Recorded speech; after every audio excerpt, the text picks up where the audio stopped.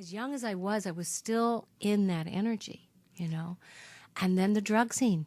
Mm-hmm. And everybody was turning on. I mean, that's what, you know, and I had 2 older sisters, so, you know, it's not easy to get away from. You were in this mix of energy. Everything's being tried for the first time. Right. Your parents are busy. You're exploring. Your sisters are parenting you.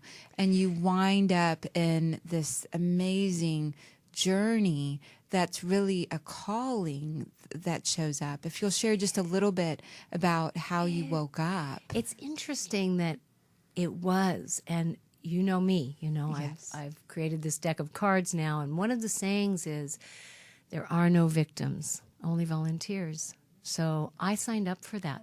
I signed up for this amazing, energetic type of family that taught me how to be positive and passionate and persistent.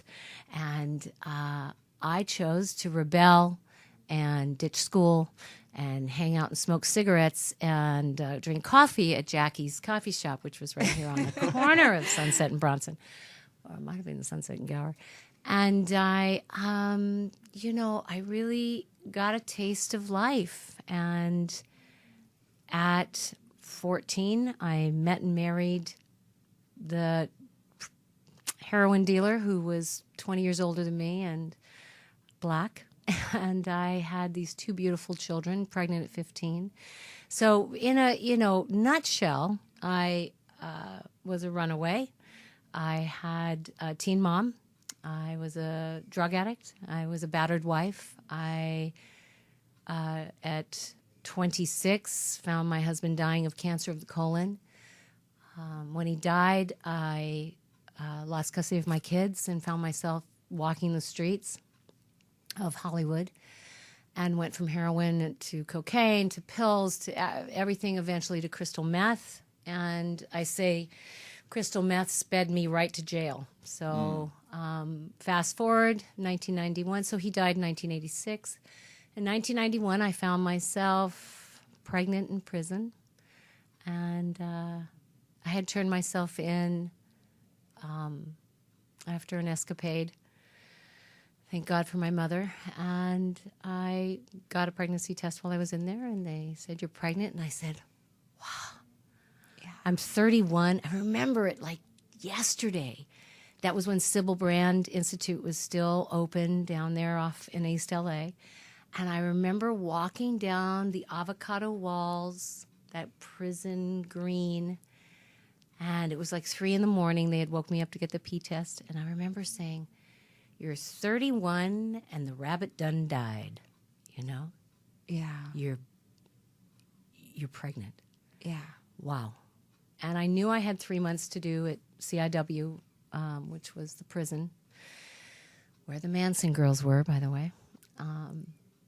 And I had already spent a year there, so I was pretty familiar with that place. And I thought, what if this baby could change my life? What if this baby is my answer? And my family flipped out. They just thought, you know, you have 2 kids. Go get the 2 kids you have lost custody of. And I said, but I haven't. It's been 4 years. I haven't gone. I haven't. Yeah.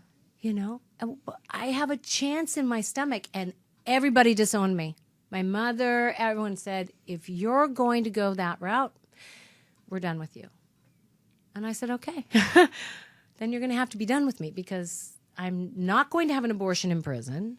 If I can't stay clean, I'll give the child up for adoption. But I could feel something inside of me remembering myself. Yeah, which is so incredible. This journey of you were go, go, go, go, go in prison. Here you are in a space where you had to stop and you had to go in. And when you went in, you also got this miraculous. We know even in the walls in Egypt, they say birth, it means miracle. Birth, a baby is a miracle. Every birth, every birth is And in the most profound way, this pregnancy, you were tapping into the stillness and the miracle. And well, in Egypt also, a big part of our experience is remembering yes, who we are. And it sounds like you just said it so clearly. There was a remembering of a deeper sense of who you are. Yeah. Because I think it sounds like you were lost in the non-remembering. It was like there was so many energies, so many experiences, so much disconnection. And that experience is what allowed you to remember. And that's so important. yes, Because we get lost. That's why there's this unhappiness. That's why there's this need for something to soothe that, whether it's drugs or alcohol or whatever that might be. And so what a beautiful moment to have that remembering and that awakening to a deeper sense of who you are.